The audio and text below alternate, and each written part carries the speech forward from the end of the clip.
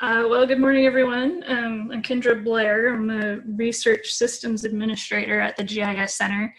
And today we're talking about the Multi-State Control Point Database, or the MCPD.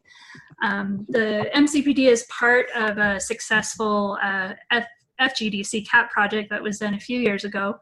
It was a part of a collaboration between the states of Idaho and Montana. So it's been around for a few years now, and currently contains over 18,000 control points. So what is a control point? Why do we have a database of control points? Well, control points are what give our GIS data its accuracy. And as you know, accuracy refers to how closely a measurement or an observation comes to measuring its real world value or its true value. And we all know that measurements and observations are always subject to error. It's always going to be a little bit off. So what does that mean for us? We can use these control points to make our GIS data more accurate.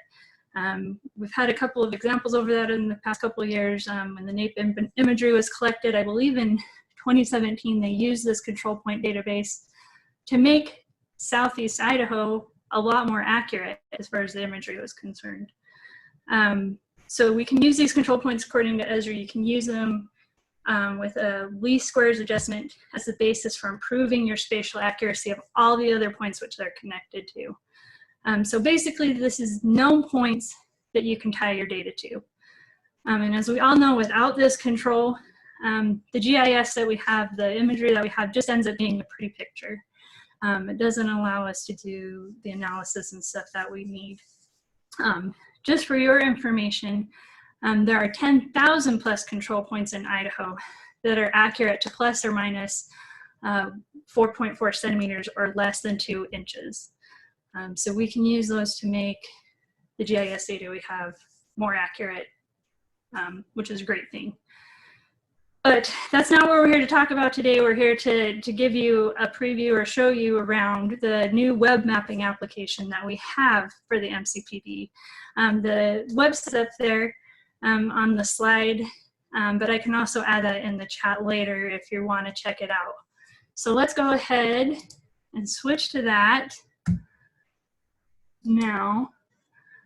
Just as a starting point, we do have the Geopositioning Cooperative page that you can access to the GIS Center website under the Research tab. This has a lot of resources pertaining to the Geopositioning Cooperative. It has the Excel spreadsheet that surveyors can use to submit points to the MCPD. This is an ever-growing database, which is good. We want more points in it. So that XLS is available here, but what we're here to look at today is the web map itself. So this is an ArcGIS Web Map application that's being served through our portal here at the university. You can see all the points displayed here throughout Idaho and Montana. Just to give you a brief overview of the web map, it has a layer list here that has the MCPD points.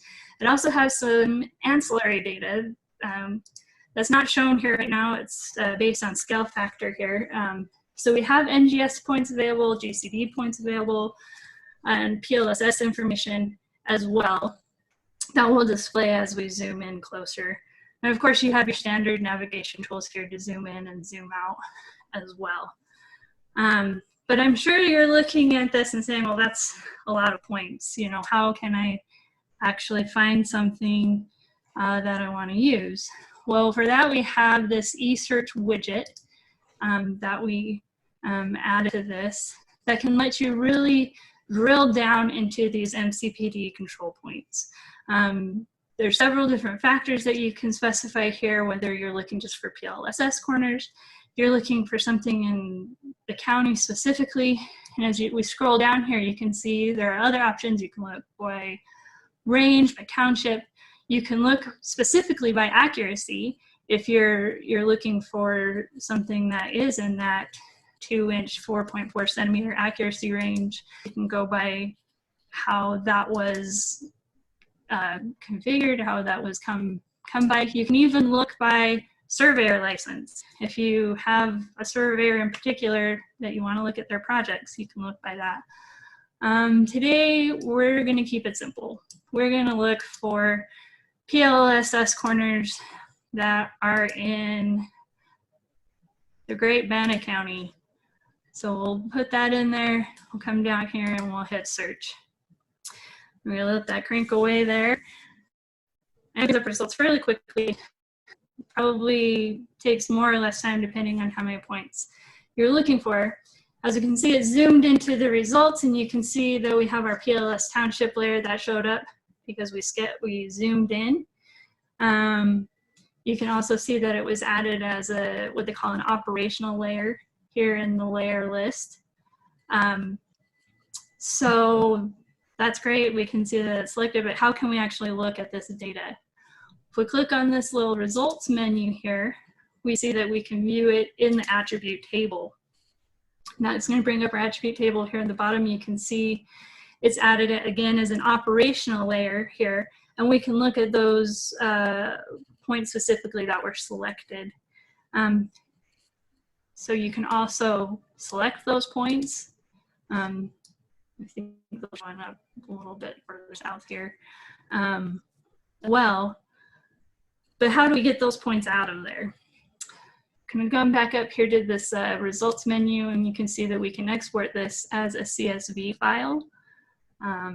So if I click on that, it would bring up a downloads menu or a downloads box. You can download that to your computer.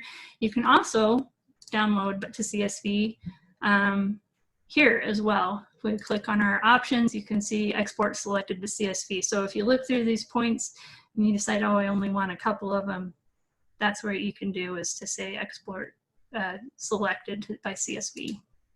So that's a very powerful tool to be able to dig into this database and find exactly what you need.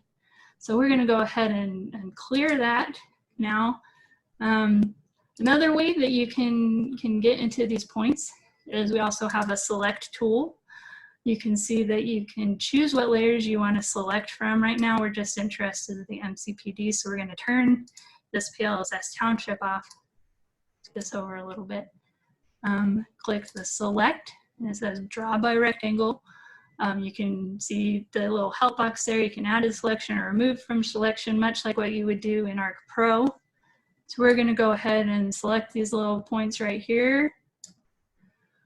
And you can see that 7 were selected.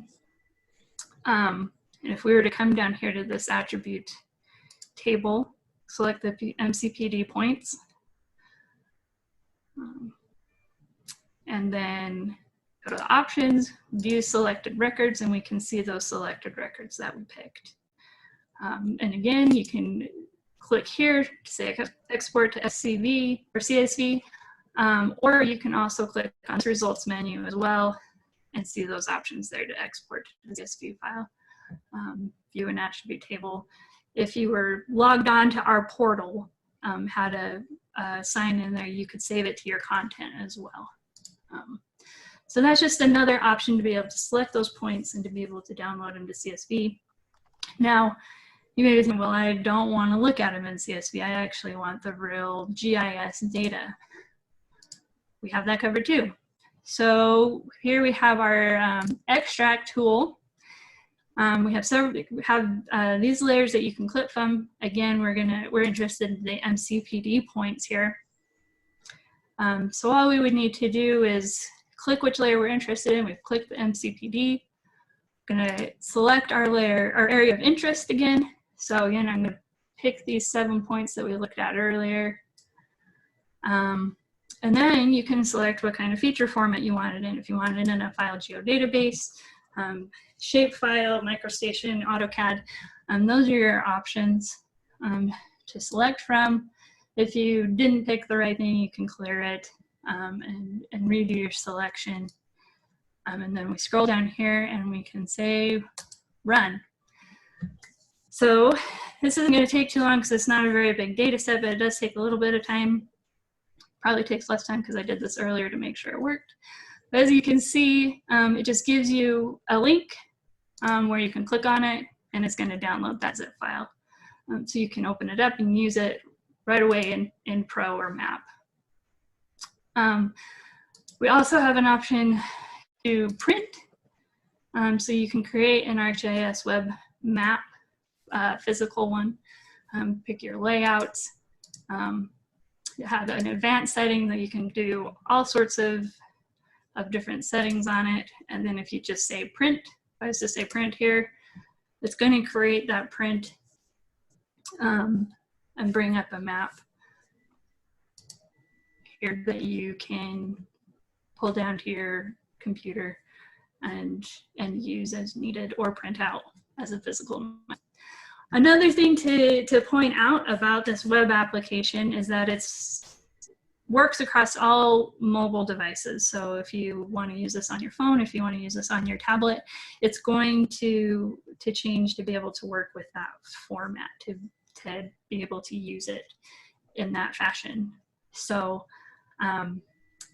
also, this is currently in beta. So what we would like you all to do is to log on to it, kick the tires, take a look at different things, and let us know what you think. Let us know what maybe you'd like to add or what might make it more functional for you. Because we like to make things that our users are happy with and that they can use easily. So I think that is all I have. I don't know if Keith has anything that he would like to add, or if there's any questions that anybody has about it.